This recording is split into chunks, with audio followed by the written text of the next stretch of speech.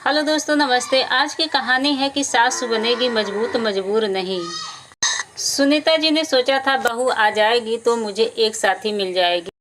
एक बेटी की कमी उन्हें हमेशा से थी। सहेली जब अपनी बेटियों के साथ शॉपिंग पार्लर में जाती थी तब एक कसक उनके मन में उठती, काश मेरी भी एक बेटी होती। शादी से पहले उन्हें फिल्म देखने का बहुत शौक था। सहेलियों के साथ कॉलेज बैंक मार कर और चचेरे ममेरे भाई बहनों के साथ खूब फिल्म देखती थी। पर शादी के बाद सास के डर से फिल्म का नाम भी ना ले पाई। ऊपर से निरस्पति ने सिर्फ काम और पैसे कमाने से मतलब था। जब सास नहीं रही तब घर की जिम्मेदारियों ने घेर लिया। फिर मौज मस्ती कोई अकेले करने की चीज थी। एक साथी तो चाहिए था। बेटा पापा का कार्बन कॉपी बाहर जाने के नाम पर ही चिढ़ता था। एक साथी की कमी के कारण अपने मन का कुछ ना कर पाई। उनके पति दूर से व्यस्त रहे और बेटा पढ़ाई में। अब वो सोच रही थी बहू आएगी तो उनके साथ अपने शौक पूरे किया करूंगी। बड़े अरमानों के साथ उन्होंने बहू नेहा का स्वागत किया। नेहा अपने माता पिता की इकलौती बेटी थी। खूबसूरत पोस्ट ग्रेजुएट नेहा ने पढ़ाई के अलावा कोई काम नहीं किया था। ऐसे उनकी माँ ने शादी से पहले ही कह दिया था। सुनीता जी ने भी कहा, अरे भाई, शादी से पहले कौन सी लड़की घर के कार्यों में निपुण होती है। हमने भी शादी के बाद ही धीरे धीरे सब सीखा था। नेहा भी सीख जाएगी। शादी के अगले दिन सुनीता जी नाश्ता लगा रही थी कि नेहा ने कहा, मुझे पीएचडी करनी है। घर वाले सुनकर बहुत खुश हुए। सुनीता जी ने कहा, हाँ बेटा, तुझे जो भी करना है कर ले। कहीं ना कहीं खुद शादी के बाद कुछ न करने की कसम उसके मन में थी, इसलिए बहू पढ़ाई करेगी सुनकर खुश हो गई। मन ही मन निश्चय किया उसको घर के कामों के लिए नहीं बोला। 2 दिन में ही घर लाइब्रेरी बन गई। वह सारा दिन अपने रूम में बैठकर पढ़ाई करती। शाम को राहुल के आते ही उनका घूमने का प्रोग्राम बन जाता। अक्सर वो बाहर से खाकर आते। घर का बनाया खाना फेंका जाता। एक दिन सुनीता जी राहुल को टोका, बेटा रोज खाना फेंका जाता है, बाहर खाना हो तो बता दिया करो। राहुल के कुछ कहने से पहले ही नेहा ने कहा, आप क्यों बनाती हैं हमारा खाना, हमने कहा है क्या। कहकर नेहा पैर पटकते अपने रूम में चली गई। राहुल चुपचाप नेहा के पीछे अपने कमरे में चला गया। सुनीता जी को बड़ा धक्का लगा। पत्नी को जब सारे रास्ते बंद दिखते हैं तो वो पति की शरण में आती हैं। सुनीता जी ने भी अपने पति से बात की तो कहा, क्या सुनीता, तुम्हारा नेचर ही ऐसा है। पहले माँ के साथ झिकझिक होती थी, अब बहू के साथ करती हो। लो, पहले मैं माँ और तुम्हारे बीच आया था और ना अब तुम्हारे और बहू के बीच आऊँगा।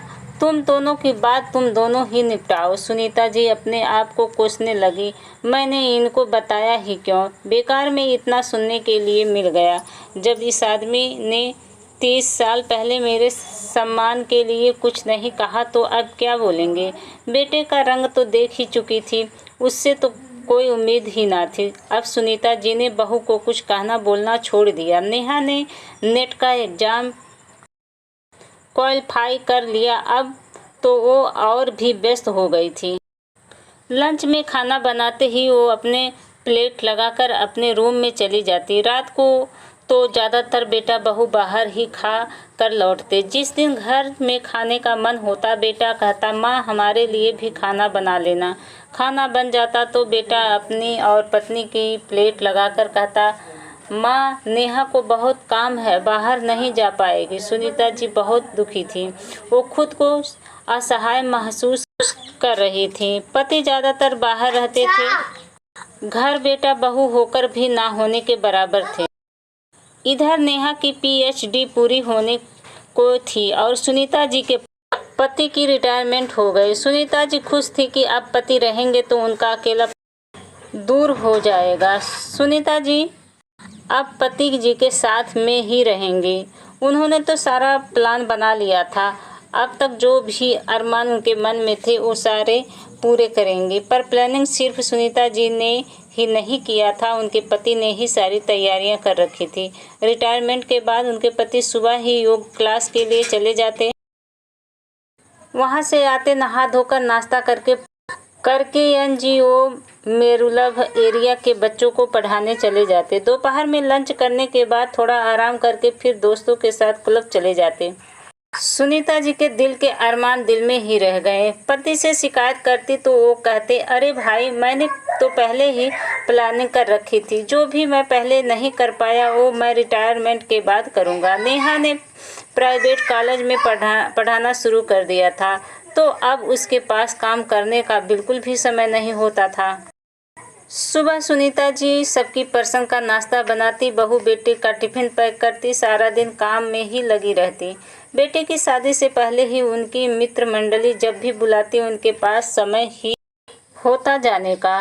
किट्टी पार्टी तो दूर की बात, दोस्तों के जन्मदिन और एनिवर्सरी में भी जाना भी दुर्लभ हो गया था। एक दिन रहा नहीं गया तो बेटे से बोला, नेहा से कहा करो मेरी थोड़ी मदद कर दिया करे। बेटा बोला, माँ आप पहले तो सारा काम करती थी, तब तो आपको मदद की ज़रूरत कभी नहीं हुई। आप उसे अपनी बेटी मानोगी तो कोई प्रॉब्लम नहीं होगी। बहू काम ना करे तो लोगों को प्रॉब्लम होने लगती है।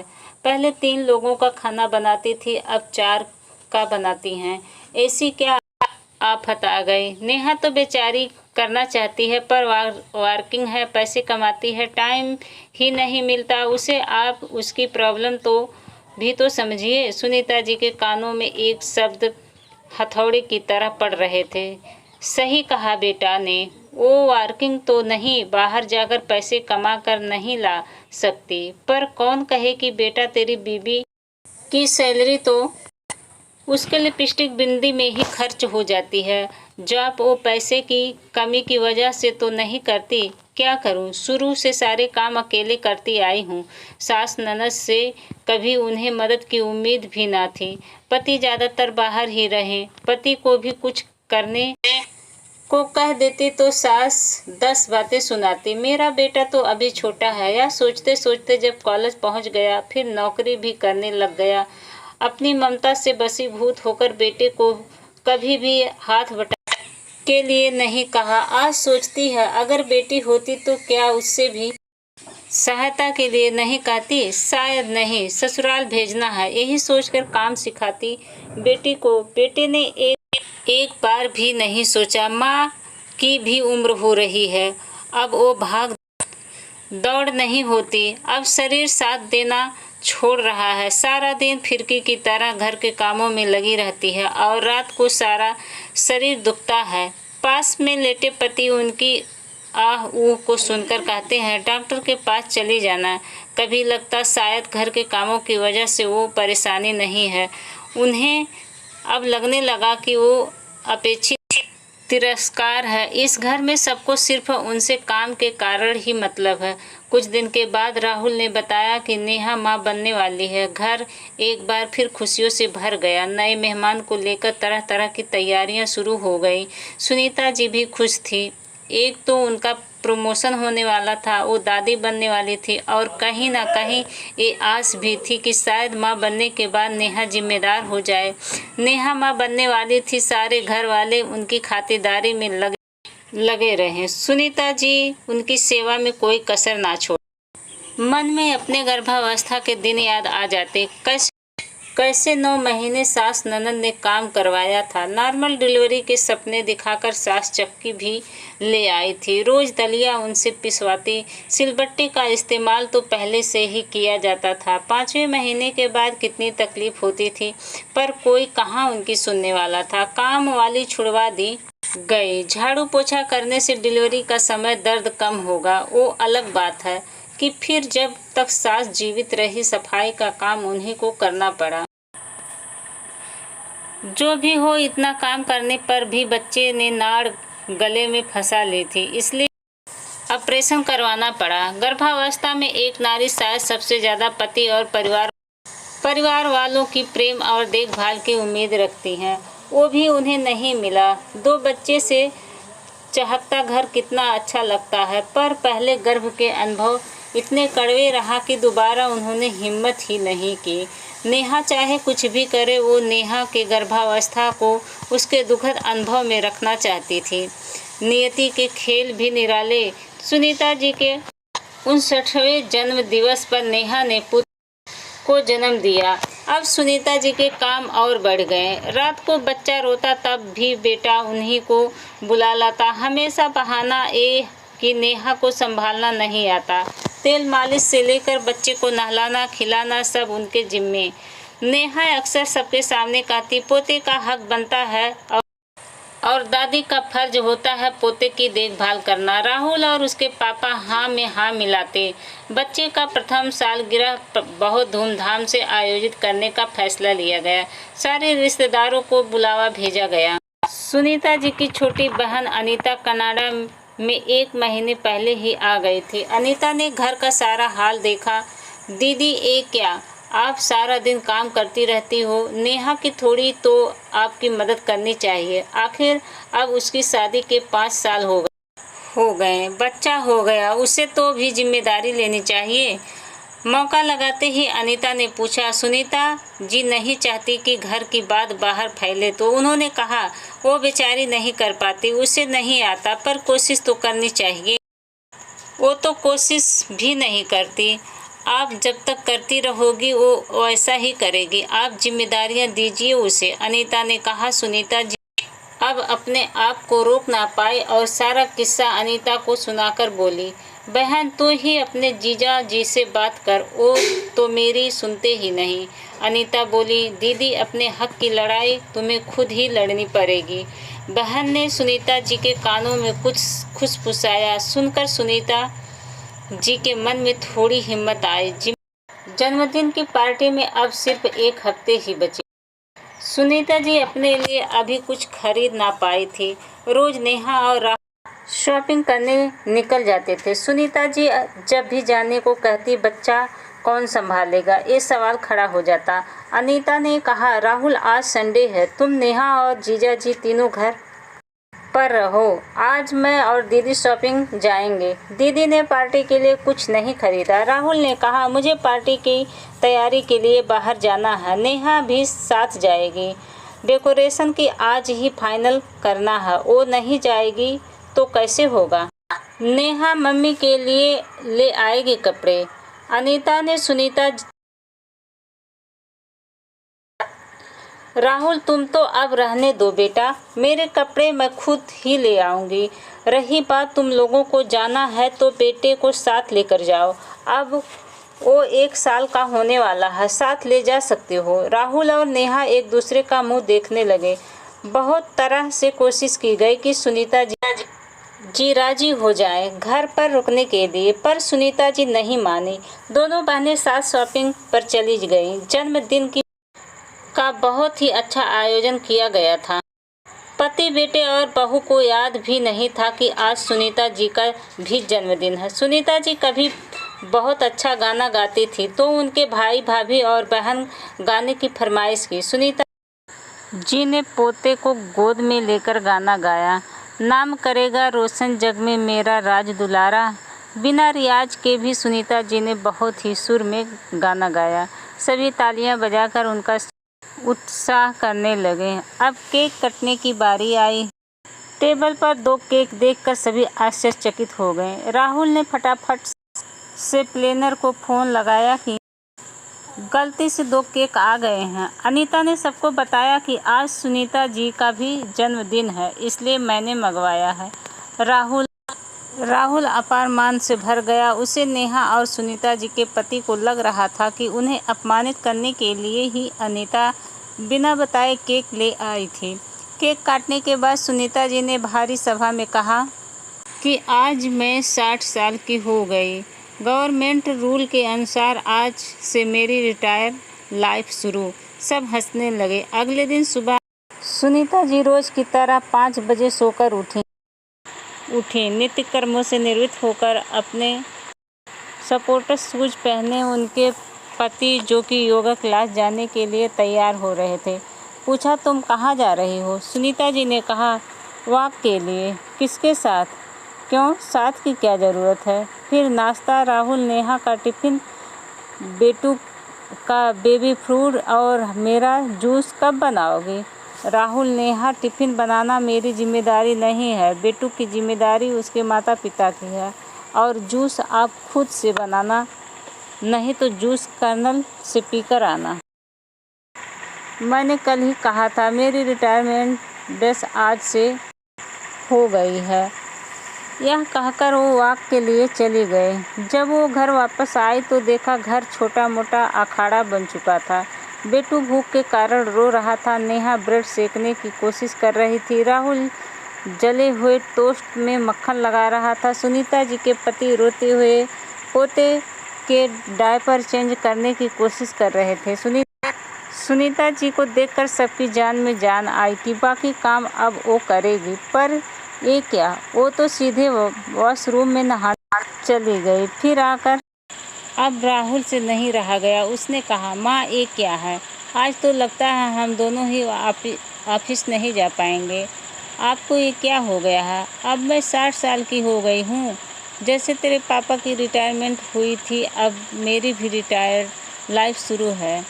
माँ क्या बकवास कर रही हो? घर के कामों की कोई रिटायरमेंट थोड़ी ना होती है। हाँ बेटा, घर के काम ना तो लोगों को दिखते हैं और ना सैलरी मिलती है, ना तो इन कामों की कोई मूल्य घर वाले देते हैं और ना तो रिटायरमेंट होती है। परंतु अगर गृहिणी बीमार पड़ जाए या उसे कहीं जाना पड़ा तो पूरे घर वाले परेशान हो जाते हैं। इतना सा काम जिसका कोई मूल्य तुम लोगों की नज़र में नहीं, उन्हें करने में ही तुम लोगों की जान निकल जाती है। मौके की नज़ाकत समझकर राहुल की आवाज़ से नरमी आ चुकी थी। उसने कहा, माँ मैंने आपको पहले भी कहा था कि नेहा जॉब करती है, आप तो घर में रहती थी, इसलिए घर के कामों में परफेक्ट है। सुनीता जी ने कहा, बेटा बात सिर्फ नेहा की नहीं है, तुम सब भी अपनी जिम्मेदारी से भागते हो। और रही बात जॉब करने की, तो आज से 45 साल पहले मेरे माता पिता ने भी मुझे परा स्नातक के साथ बीएड करवाया था। मेरे भी मन में अरमान थे कि मैं नौकरी करती, परंतु मेरे साथ ना तो तुम्हारे पिताजी ने दी और ना तो तुम्हारे दादा दादी बुआ ने। मैं तो स्वयं चाहती हूँ कि मेरी बहू के सपने अधूरे ना रहें, परंतु तुम लोगों को अपनी जिम्मेदारियों को समझनी चाहिए। नेहा तुम सच बताओ, तुम्हारे साथ पढ़ने वाली या नौकरी करने वाली कितनी लड़कियों की सास ने उनका इतना सपोर्ट किया है? नेहा सोचने लगी। उसकी प्रिय सहेली दिया, जिसकी आंखें अधिकतर दिन सुबह सुर्ख लाल रहती है, उनके नाखूनों में रोड ड्रेस के साथ मैचिंग नेल पेंट लगी होती है, और ऋचा सुबह उठकर नाखून और पैरों में से खरोच कर उसकी नेल पॉलिश निकालती है। उसे शाम को घर आने की जल्दी नहीं होती। जब तक राहुल पिक करने नहीं आता, वो कॉलेज में बैठी उसका इंतज़ार करती है, क्योंकि उसे पता होता है कि बेटू की परवरिश में कोई कमी नहीं है। बेटू के पास उसकी माँ से भी ज़्यादा ध्यान देने वाली उसकी दादी माँ है, जबकि उसके साथ काम करने वाली औरतें छुट्टी होते ही घर जाने को बेताब रहती हैं। उन्होंने पहले डे केयर से बच्चों का लाना पड़ता है, फिर घर की बाकी काम करने पड़ते हैं। उसका जॉब भी मन होता है और राहुल फिल्म देखने चला जाता है या ऑफिस कॉलिंग की पार्टी से निश्चित होकर चली जाती, जबकि उसकी कई सहेलियों को उनके पति ससुराल वाले रात को पार्टी में जाने की अनुमति नहीं देते थे, या जाती भी थी तो पूरे घर का खाना बनाकर। सच, उसके जितनी आज़ादी किसी को भी नहीं मिली थी। पर नेहा ने कहा, मेरे हाथ का खाना किसी को पसंद नहीं आएगा। राहुल तो हमेशा कहते हैं, मम्मी जैसा खाना कोई नहीं बना सकता। सुनीता जी ने कहा, नेहा तुम सीखने की कोशिश करोगी तो तुम्हें भी आ जाएगा। क्या तुम नहीं चाहती जैसे राहुल मेरे साथ बने खाने की तारीफ करता है, वैसे ही बेटू भी तुम्हारा करे? नेहा ने कहा, मम्मी माफ़ कर दीजिए, मुझे अपनी गलती का एहसास हो रहा है। अगले दिन सुबह 5 बजे सुनीता जी वॉक पर जाने को तैयार हुई तो उनके पति ने कहा, सुनीता आज से तुम एक साथ योगा क्लास चलेंगे। मैंने तुम्हारा नाम एनरोल करवा दिया है। योगा क्लास से वापस आकर देखा तो राहुल वॉशिंग मशीन में कपड़े धो रहा था और बेटू को खाना खिला रही थी। टेढ़ी मेढ़ी भिंडी काट के उसने रखी थी। सुनीता जी ने पराठे सेके और नेहा ने सुनीता जी के निर्देश पर भिंडी बनाया। सुनीता जी को हंसी आ गई जब उन्होंने देखा कि उनके पति ड्रेसिंग कर रहे हैं। एड़े टेढ़े ही सही सब अपनी तरफ से कोशिश कर रहे थे काम करने की। सुनीता जी को कभी लगता इनको बोलने से अच्छा है मैं खुद कर लूं, पर अनीता ने कहा दीदी करने दो इन्हें, काम करते करते ही आएगा। अब सब साथ काम करते साथ घूमने जाते। अनीता का उपाय काम आया। सुनीता ने अपनी बहन का शुक्रिया अदा किया। अनीता ने कहा घर के काम घर में रहने वाले हर सदस्य की जिम्मेदारी होती है, उसे किसी एक सदस्य पर नहीं डालनी चाहिए। बच्चों के प्रेम से हम उनसे कोई काम नहीं करवाते और यही आदत उनकी बड़े होने के बाद भी नहीं बदलती। पति यदि घर के कामों में पत्नी की सहायता करे तो उससे उसकी इज्जत कम नहीं होती है।